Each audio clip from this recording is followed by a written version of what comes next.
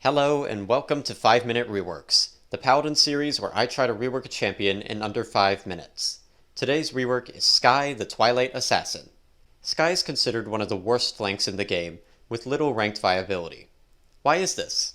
Well, Skye's job as a flanker gets completely invalidated by a cheap item purchase via Illuminate. The smokescreen in most cases actually gives away Skye's position, rather than keeping her concealed.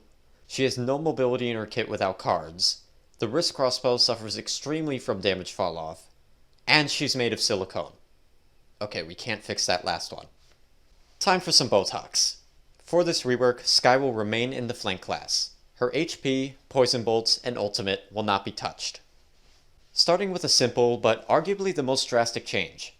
Hidden will now grant Skye a bonus 15% move speed during its duration. Skye's Hidden is arguably the worst ability in the game right now. Outside of getting to jump on enemies without Illuminate, it is garbage. It doesn't help Skye with her engages, and definitely doesn't help with her disengages. With this buff, Skye will be able to cover more ground throughout a match, and will also be more likely to escape during a retreat. Next up, the Smoke Bomb. On top of its current effects, the Smoke Bomb will be changed to now reduce the visibility of foes looking into it by 50%, and foes inside of it by 75%.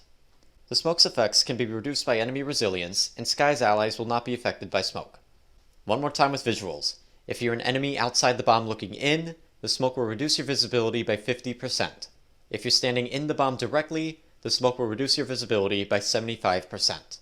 Skye's Smoke Bomb right now is a stealth dispenser that gives away your position since it's so obvious to the enemy.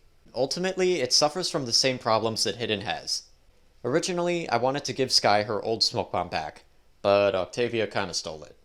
So I'm opting for something new. On top of finally being unique, Skye's new Smoke Bomb will boost her niche of being in mid-range point battles against the enemy front lines, while also causing general confusion to the enemy team, opening her to new flank opportunities. Last of the changes to Skye's base kit is a quality of life buff to the wrist crossbow's damage falloff. The max damage falloff range will be increased from 120 to 130 units, while the maximum falloff damage will be increased from 39 to 45. Skye's DPS from max falloff will go from 390 to 450. I originally was going to have the falloff buffs be stronger, but I opted for something lighter since Skye will be receiving massive buffs to her base kit. Let's continue with Skye's cards. Healing Vapors. Healing lowered from 125 per level to 100 per level. This is to make sure Skye doesn't become super oppressive in duels with her previously mentioned buffs. The healing will be going down from 312 a second to 250 a second. Ninja. Tweaked effect. Further increase the move speed boost of Hidden by 7% per level for 1.5 seconds after activating Hidden. This card will grant Skye access to a burst of movement speed when using Hidden. When capped with a 35% bonus, Skye will move 50% faster for 1.5 seconds after popping Hidden.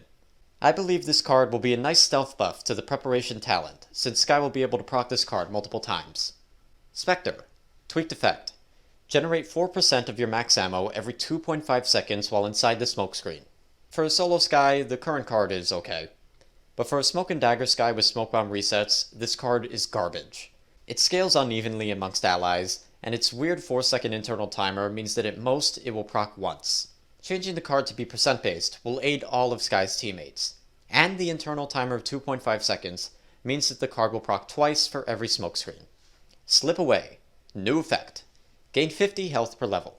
Like the card's name, out-of-combat cards should slip away. Skye is also one of the few flanks who doesn't have an HP card when she could drastically use one. When capped out, Skye will have 2,250 HP. Wrapping up is some tweaks to Skye's Smoke and Dagger to accommodate for the previous changes. Smoke and Dagger's healing will be increased from 150 per second to 225 per second. When using this talent, the Smoke Bomb will not apply its vision obscuring effects to enemies and will function exactly like it does now. The buff to the healing at base is to allow for Smoke and Dagger to heal allies for roughly the same amount that it does now, with the Healing Vapors card capped out. Skye's healing will go from 462 to 475 per second. And the removal of the vision obstruction for this talent is to reduce the frustration factor when dueling a Skye's team, since they will have a lot of buffs. That's going to wrap up this 5-minute rework. What do you guys think? Let me know down below. As always, I'm Yellow Ninja, and peace.